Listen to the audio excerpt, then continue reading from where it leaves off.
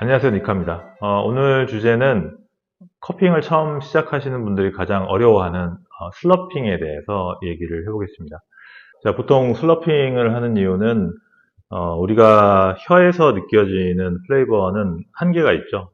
신맛, 단맛, 쓴맛, 짠맛 이 정도만 단순하게 느껴지고요. 대부분은 우리가 코 안에 있는 후세포에서 느껴지죠. 그러다 보니까 입을 통해서 그리고 비후 경로를 통해서 후세포로 올라가서 감지되는 이 플레이버들이 좀 더 민감하게 우리가 느낄 수 있는 겁니다. 그러다 보니까 이제 입 안으로 좀 더 미세하게 커피를 뿌려준다라고 생각을 하시면 돼요. 그러면 좀 더 이 커피의 분자들이 후세포로 가서 조금 더 우리가 디테일한 뉘앙스를 캐치할 수가 있는 거죠. 네, 그래서 오늘은 이제 슬러핑 하는 법에 대해서 조금 더 디테일하게 설명을 해드리겠습니다.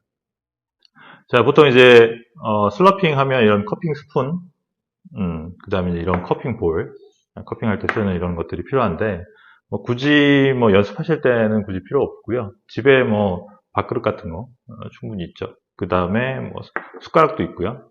그걸로 연습 충분히 가능합니다. 그 다음에 물만 있으면 되죠. 이렇게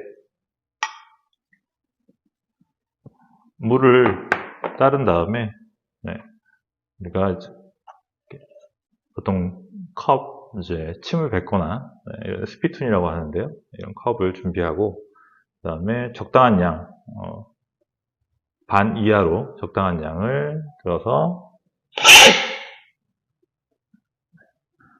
슬러핑을 해줍니다. 이렇게 큰 스푼도 있고요. 이런 스푼들은 좀 많이 담을 수 있죠. 하지만 뭐 많이 담는다고 향미를 많이 느낄 수 있는 건 아니고요. 그 다음에 이렇게 많이 꺾여 있는 스푼도 있습니다. 이런 것들은 이제 먹기 좀 편한 각도로 스푼이 꺾여 있죠.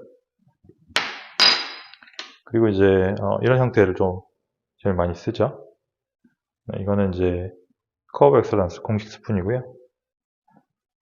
적당한 꺾기와 적당한 크기, 다양한 스푼들이 있습니다.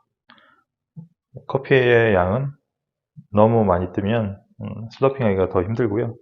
그래서 반 이하 정도, 이 정도만 떠서 슬러핑하면 됩니다.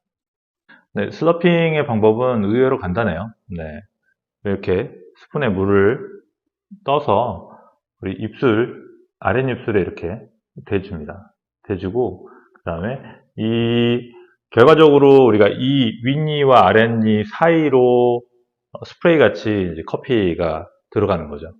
그러면 윗니와 아랫니 사이로 넣어주겠다라고 해서 이렇게 빨아들이면 그게 잘 안 돼요. 그래서 오히려 윗니에 공간이 있진 않지만 그 윗니 사이로 얘를 빨아들이겠다. 그러면 이 스푼이 이렇게 빨아들이면 붙죠. 네. 붙죠. 네. 그러면 아랫입술에 이렇게 대주고 그 다음에 빨아줍니다. 네.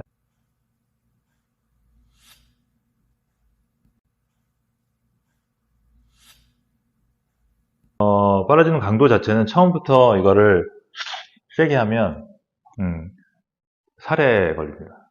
그러니까 여러분들이 이제 가장 힘들어하는 게 이 슬러핑을 하면서 살에를 많이 걸려요. 근데 딱 한 가지만 기억하시면 이제 살에 걸리지 않죠. 그 한 가지는 고개를 숙이시면 돼요.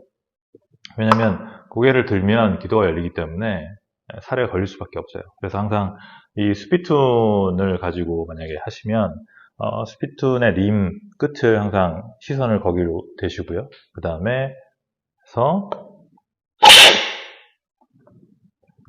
이 커피를 슬러핑이 끝날 때까지도 고개를 드시면 안 되고요. 계속 시선을 그쪽으로 처리해 주시면 됩니다. 자, 스푼에 반 정도 물을 채우고요. 그 다음에 입술 가까이 가서 입술 살짝 벌려주세요. 그 다음에 안에서 에어링 하듯이 주의할 점은 고개는 꼭 숙여주시고요.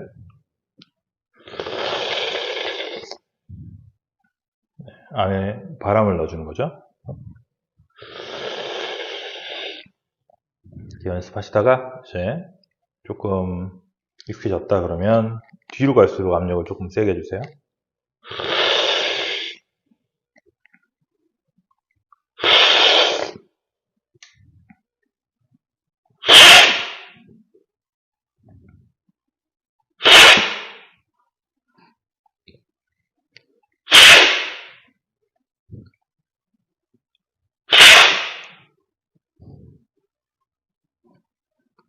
다시 뒤로 갈수록 압력이 세집니다.